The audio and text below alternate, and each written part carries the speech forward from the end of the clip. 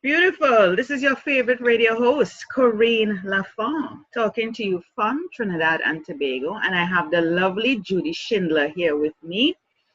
I want to just preempt and prepare you guys for what you're going to be listening to. Now, I don't know what she's going to share exactly, but this is going to be a real exciting show because we're going to be talking about men again. It seems like my shows for the past few days or weeks has been about men and how to find a man and how to keep a man and all those things. And over the years, we have been saying there's no manual, there's no university, there's no training, for parenting, to be a good parent, to find a man, to keep a man, to have a long lasting relationship, to have a great friendship. There's no manual with anything. You just learn as you go along. But it seems as if I've discovered Judi, who has a manual, who has created a manual on how to find a husband and to keep him in working order, like she says. And I'm going to share a couple of things about Judi. Judi Schindler is a professional writer and actor. She's the author of Husbands and Owner's Manual, which explains how to select a husband and how to maintain him in good working order. Her witty advice based on 50 plus years of marriage. So she's an expert, people. She's been married for 50 plus years to a man who won't eat anything she cooks. Is designed to help women set realistic expectations of men and marriage. So I need to know if after 50 years he's still not eating what she cooks. But before I bring on Judi, oh my goodness, before I bring on Judi, she has some really great quotes that I'm going to go through during the show, okay? Because there are a lot of quotes, and she's saying here, back in the Middle Ages, couples didn't divorce. That's true. Or we probably didn't hear about them, or they didn't say anything. I don't know. Famine and disease put them out of their misery. Oh my God, are we working towards that in this century, famine and disease? He's saying one of you think a church key is something that opens a chapel door. The other thinks a hookup means getting your phone installed. Oh my God. That's when you know you're dating someone too old or someone too young. She said the other woman, it's a lot easier to admire a man if you've never washed his underwear. Ew. It's all part of marriage, Corine. I know, right? I know.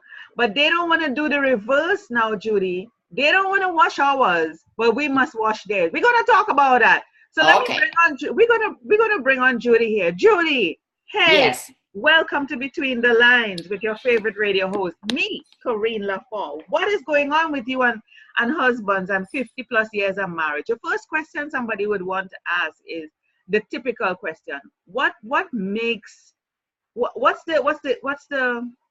secret? What's the secret to a 50 plus years marriage? Is it I always say what you cook? Is it your husband not eating what you cook? Well, that's another story. I'll tell you that one too. But I always say that the secret to my marriage is that in 53 years, my husband and I have never had a single meaningful conversation. Okay. If you want to pour your heart out, call a girlfriend. Don't try to discuss anything with your husband because you're only going to be disappointed. True. I can attest to that. True. But they're our partner. Come on now, Judi. Okay, you're right. They're our partner, and they're supposed to hear and listen. Oh, no. That's more than they've gotten into. No, they came to support you, to cherish you, but they didn't marry you to talk to you. So you really need to have a girlfriend to have long discussions with. I once made this mistake. Jack and I were married for maybe, 30 years, because I normally don't ask him for any kind of a conversation. But we were out at a romantic restaurant celebrating our anniversary, and I turned to him and I said, what do you like best about me? Because I was hoping to hear that because he thought I was pretty, mm-hmm. or that I was funny, or that I made his life into a great adventure. Right. No. What my husband said he liked about me was that I was his.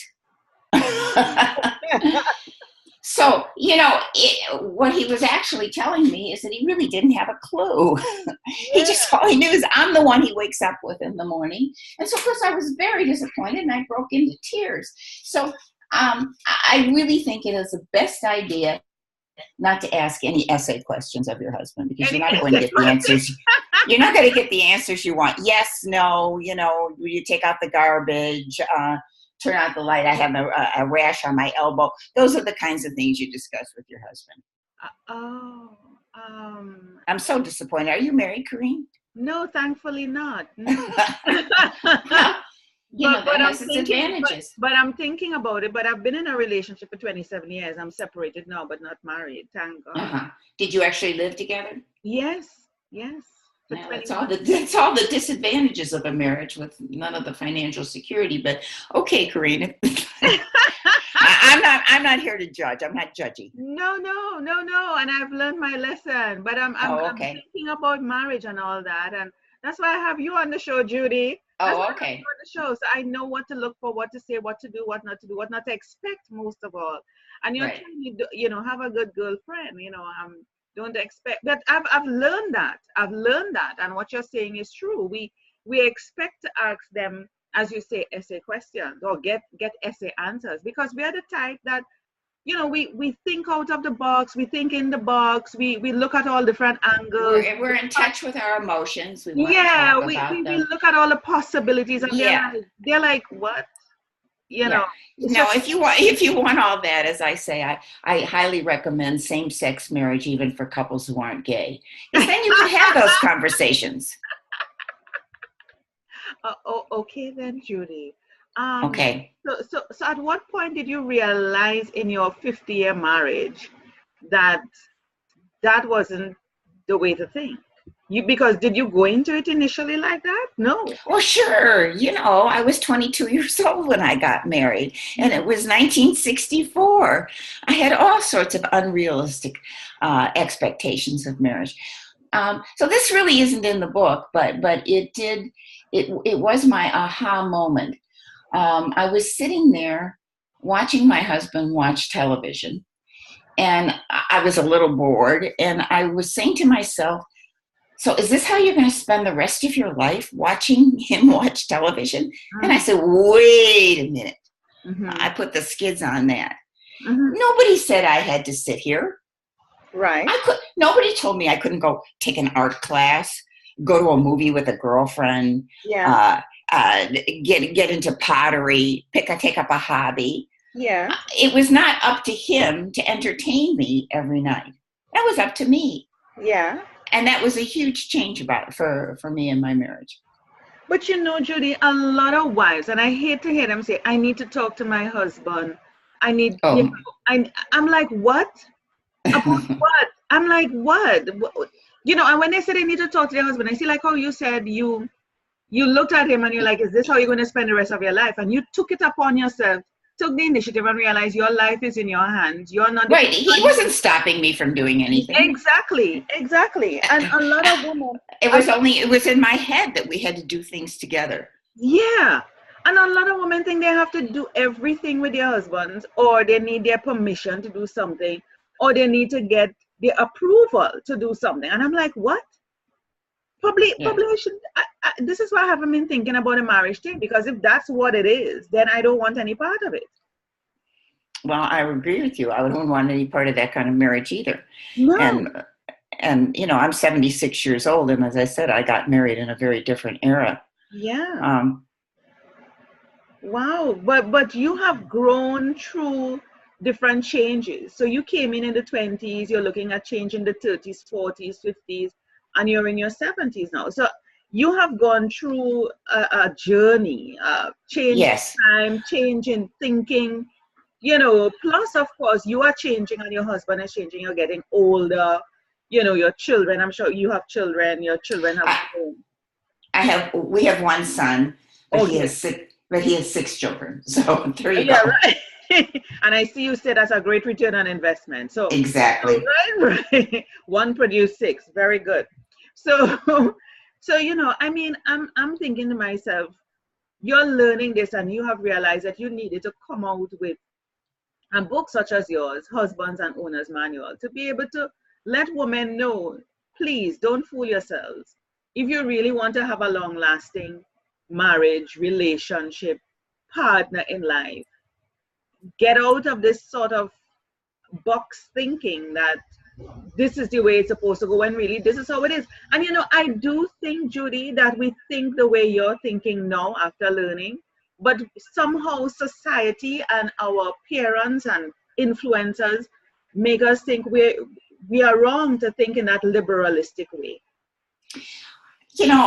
In so many ways, when I look at our customs and mores of today, I think we've gone backwards to a certain extent. Mm-hmm. So couples get married at a much older age, mm-hmm. but brides have made weddings into a much larger princess extravaganza than they ever were.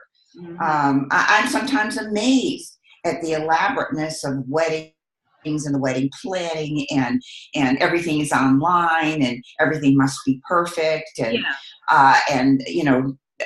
I've seen such extreme things, and these are not from blushing brides of 21 and 22, but older women who are, and maybe it's because they can afford more, they're doing more, but I think that emphasis on I'm the Cinderella princess marrying Prince Charming, mm-hmm. Has created some unreal expectations too. Wow, yeah.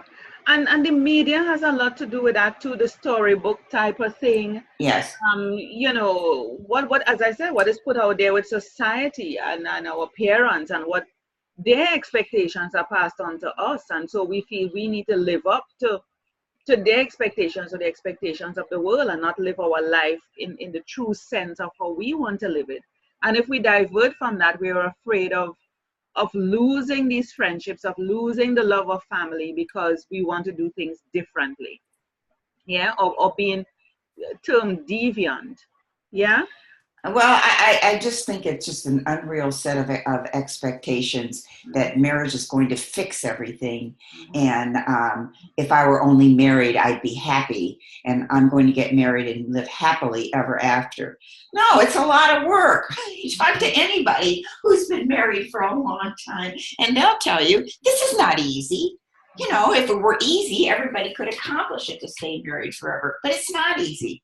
No matter what kind of person you marry, there's just a lot of work involved in it. But I personally find that I was very lucky at 22 to pick someone I could marry for live with the rest of my life, and that it's a very satisfying thing to have been married. It's exactly 53 years now, but to have been married for 53 years, to have built a family together, to look into our photo albums, because we still do have photo albums, and mm-hmm. see what we look like as kids and as we got older, and as I keep saying, getting grayer over the years, or in my case, getting a little blonder.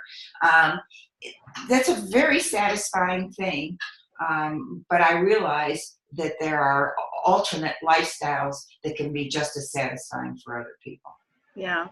Is the love, the spark still there in your marriage? Some people always say, you just get used to the person. They come like a housemate after a while. Yeah, you care. Yeah, you care because you're used to the person. Well, does your heart go pitter patter when he walks into the room? Yeah. No. Who wants to live like that for 53 years? No. Why not? Why not? Yeah. Oh my God! Because you'd always have to have your makeup on, Corine. You could never scratch your butt. I mean, there's just it would be like walking on eggshells all the time. No, it's much better to, I don't want to say settle in, but to let your relationship evolve to one where it's a deeper, not that it's less exciting or romantic, but it's a deeper emotion. This is your other half. Mm-hmm. This is the person you've built your life with. And it's, his faults become somewhat endearing after a certain amount of time. And nobody marries someone without faults. It just doesn't exist. Yeah. I see you have here in one of your quotes, if you have a choice, find a man with sons rather than daughters. That's what we call for secondhand merchandise. I mean, if you get married old and he's never been married before, that's good too. But if you're going to go for secondhand merchandise, then try to find one that has sons rather than daughters, because sons will either accept you or they won't accept you, but they won't engage you in mortal battle for daddy's affection. So it's a little bit easier. Oh, very good tip there. You say living with a man means stepping over dirty laundry and giving up all rights to the remote control. It's just one of those things you have to get used to. Yeah. Yeah. And I want to come back to the washing of the underwear. They expect us to wash their underwear, but they're not willing to touch ours, except when, of course, intimacy, they're willing to take it off. Explain that to me. Actually, my thinking is really based on the older models of husbands. Mm-hmm. If you refer to the manual, there is a difference between the older models and the newer ones. The older models really didn't know how to use a washing machine or have any other domestic skills because their mothers didn't work. Their mothers did everything for them. The younger models, on the other hand, such as my son, they had working mothers and they do know how to use a washing machine. So it may be, Corine, you need to find a younger man. Wow, are you serious? Yes, because they would be willing to do the laundry. Because they know how to do that. Otherwise, they would have had to walk around naked for most of their growing up years. So they're a little bit better school than that. But my husband doesn't know the difference between separating the red socks from the white sheets and those kind of things. So I don't allow him near the washing machine. Or does he just use it as an excuse not to? I think they do know, Judy. I think they do know. They just can't keep going on life every day like that, and they don't learn, and but they just use that as an excuse so that you would just take it up. These guys are smart, Some of them, yes. Yeah. You can't. Sometimes you just can't make blanket statements, though. But the thing about it and finding a younger guy. So you're in your 40s and you're saying to me, find a younger guy. And I'm noticing a lot of younger guys are going for older women because it seems as if they cannot take on the stress of the young girls. They're just not ready. Mm-hmm. And the older guys are finding younger women. What do you think is causing? Well, you referred to it before. There is that cross-generational dating thing, and when we mentioned it before, that one of you thinks that that a church key is something that opens a chapel door, right? And the other thing's a hookup means that you're getting your phone installed. But there are other little issues like that can come up where you totally misunderstand each other because you're from different generations. However, I had a girlfriend who dated a man who was 17 years older than she was, and he took her to nice restaurants and took her on trips, but he was a little controlling. Yeah. And then she met one who was 17 years younger, and first of all, he was much better in the bedroom. But second of all, she didn't mind paying for the trips and the restaurants herself because she just liked his energy better. Yeah. So I'm not opposed to cross-generational dating. You just have to be careful, though, that you don't make references that would lead to your age, like church keys. Yes. And you say here, cracking the code. I need to find myself. Now, guys tend to say that. I need to find myself. It means I have a girlfriend. Exactly right. Oh, I need space. Oh, I need space. Or I need time to think. Right. That means she's 10 years younger than you. Really? How did you come up with that? Or I'm just not happy means she's pregnant. Judy. Yes. Yes. What code? Which one of the hieroglyphics are you deciphering to come up with these things that you know? Well, 10 years younger. This is not personal experience. This is from having a lot of girlfriends, and of course, what are your girlfriends for? Your girlfriends are to talk. And every time they tell you a story like this, you know that the guy's got a girlfriend. He just told her one day he was not happy and he moved out. Now he's got a girlfriend. And of course he did. I mean, all the wisdom that I have put into this book, Husbands and Owners Manual, is not based on my own experience. It's based on, all the information I've gleaned from girlfriends and relatives, and I watch a lot of movies. You say a manual on husbands. Even toasters come with manuals. Obviously, that's right. Everything that's that you plug into the wall or some sort of everything comes with a manual.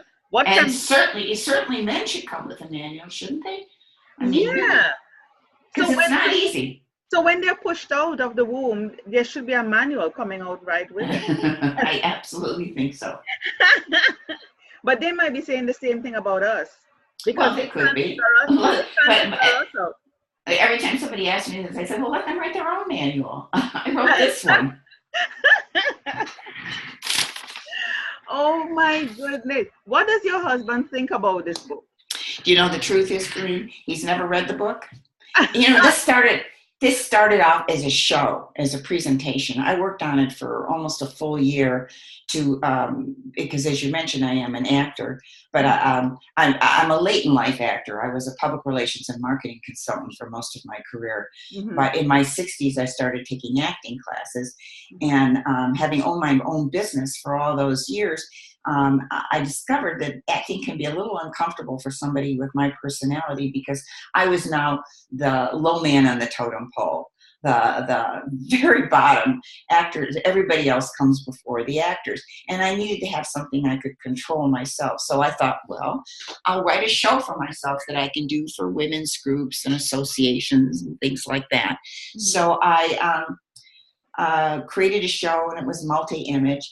And then everybody told me I should turn it into a book. So eventually I did, but I've been talking about this subject and performing about it and writing about it for at least 5 years. Wow. And your husband I'll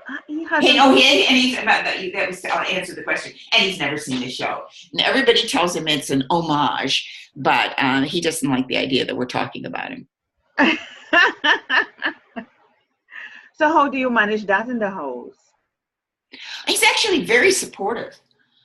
He just, if I have to rehearse, he walks out of the room. Or he was in this room when you and I started this conversation, and he walked out of the room because he doesn't want to hear me talking about it.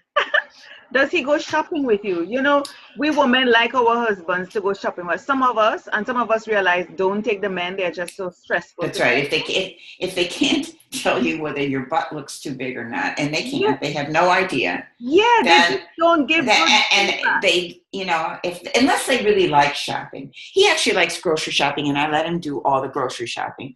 But clothes shopping, it's just a drain. Yeah. He'll walk out of a store, and I'll have no idea where he is. No patience for it. Doesn't like to try on things. Doesn't like it when I try on things. No, This is not a good thing. No, because they realize that for men, they just walk in a store, they pick something, and they walk out. That's right. They're not going store hopping. So not all of his jeans are too. All of his jeans are too short on him because he refuses to try them on. Yeah, they cannot give you a good opinion. You'll say, honey, how does this look? It looks good.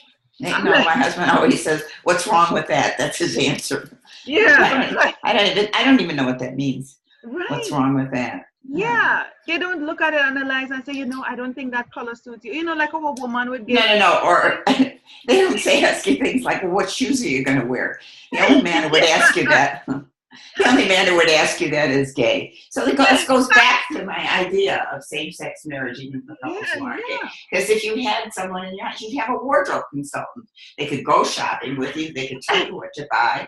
You got dressed for the evening. They tell you whether it looked good, or you should put the black one on, or the blue's good with your eyes. Right. So, A woman would ask, where are you going to? What is it for? What is the event? Yeah, who else is going to be there? Yeah. Right. What are they serving? Yeah. All those things that are important. Of course. But for a man, it's not. And I'm like, no. It's just crazy how their mind works.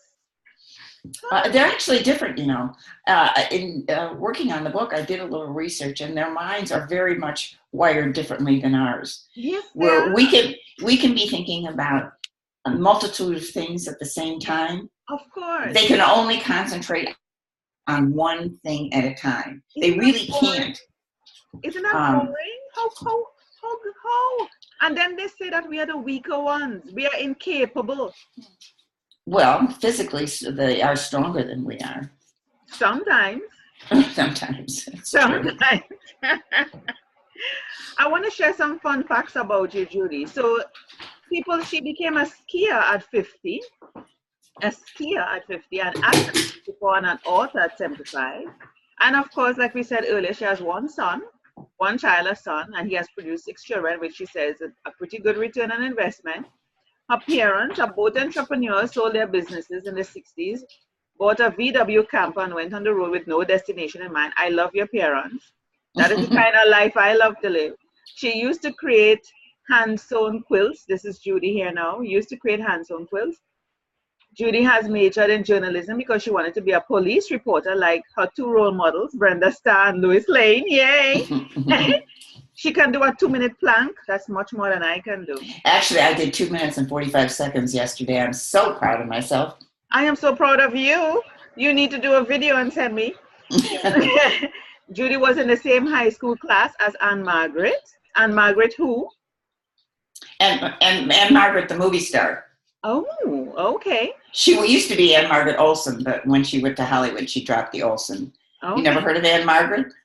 Did you ever see Bye Bye Birdie? I've heard the movie. I've heard of it. Yes. Yeah. Well, you're so young, Corine. I'm so sorry.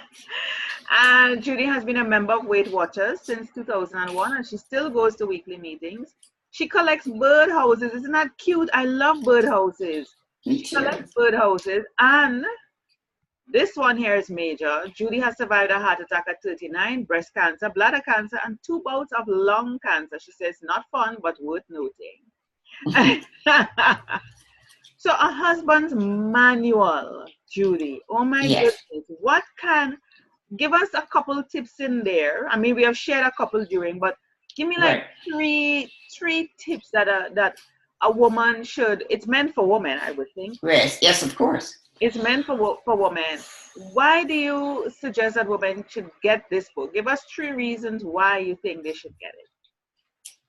Well, I think they should get it because one of the things they need to know is that one of the big secrets to a long-term marriage is you have to have a sense of humor. Mm-hmm. And I hope the book is very funny and that you can learn to laugh at your situation instead of, going into the bathroom, slamming the door and crying. I think laughter is a little bit better technique.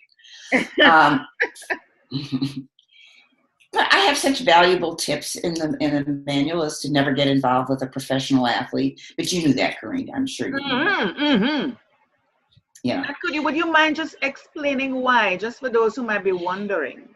Because they have huge egos. Oh, yeah. But their egos stem from when they were small children. Mm-hmm. When they because a professional athlete didn't just become an athlete overnight. Like a rock star who starts, picks up a guitar at 20. No, athletes begin training when they are very, very young. And from the time they show promise at a very early age. From the time they can dribble a ball or swing a club or a bat, they're treated like little gods. Yeah. And as they get older, that it becomes worse. Women throw themselves at them. Men just want to hang out with them. When they go to college, they get excused from tests and are given better food to eat than the rest of the student body. Yeah. As I always say, professional athletes get away with murder. Yeah. Sometimes, like O.J. Simpson, literally. Literally, yeah.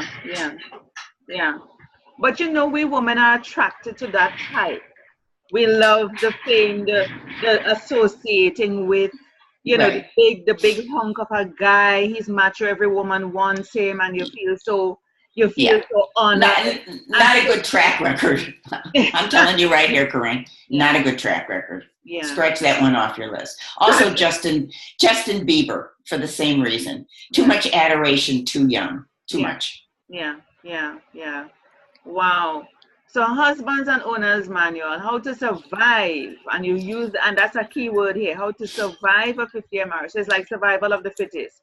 That's exactly right. How to navigate. You're a Navy SEAL out there. You're in the war zone. How to get in and get out, or stay in it with and still be able to maintain your sanity, still look good, keep Right. beautiful, and still have a marriage, a partner. That's all this for only $16.50 on Amazon.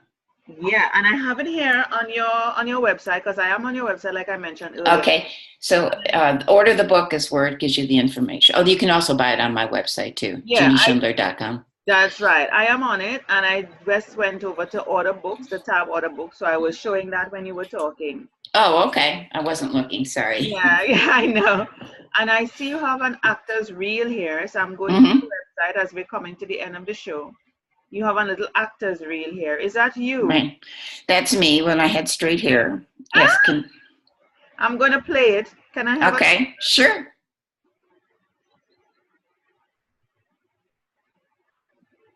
Miss Shanghai is sick, and I'd like you to fill in for her. The John's low-key. He goes by the name EZ. He asks that your visit remain unofficial, but he tips well, so it should be worth your time. At this address, I want you to enter through the back alley and up the freight. Once inside, don't knock. Just walk in and play casual. Any questions?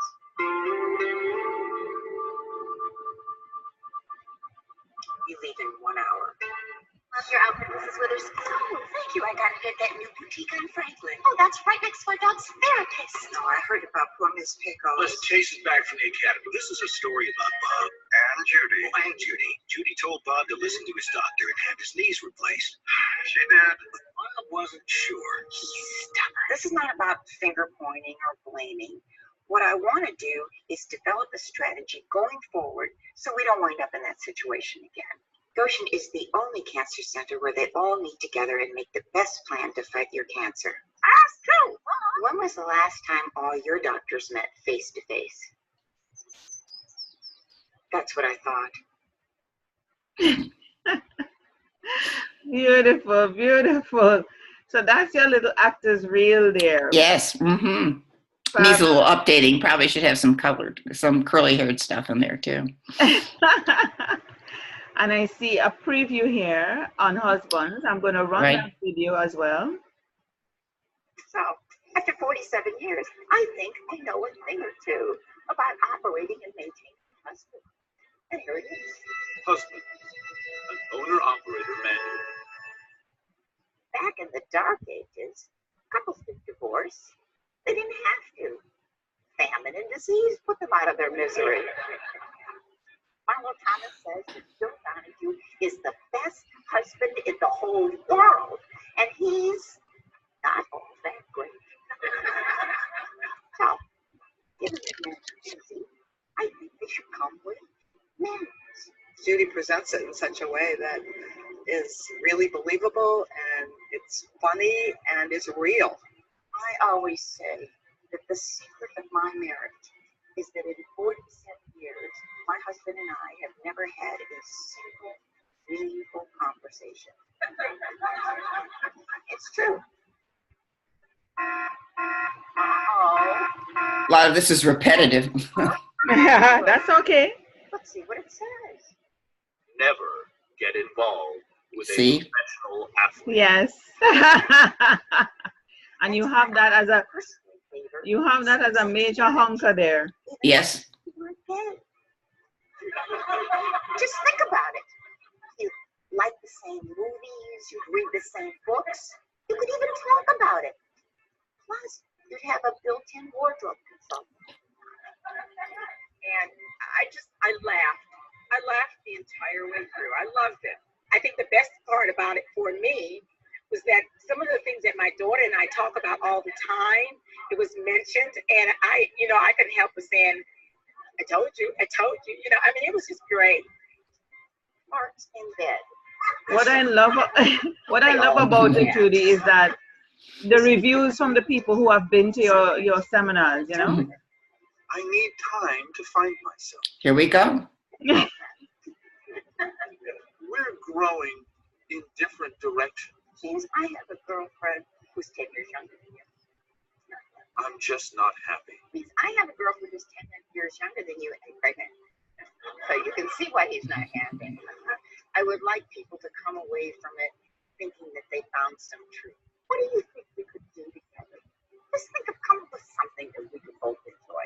He said, how about duck hunting? I said, you want me to get up at 3 o'clock in the morning, put on waders, hide in a duck blind, and shoot Donald and Daffy?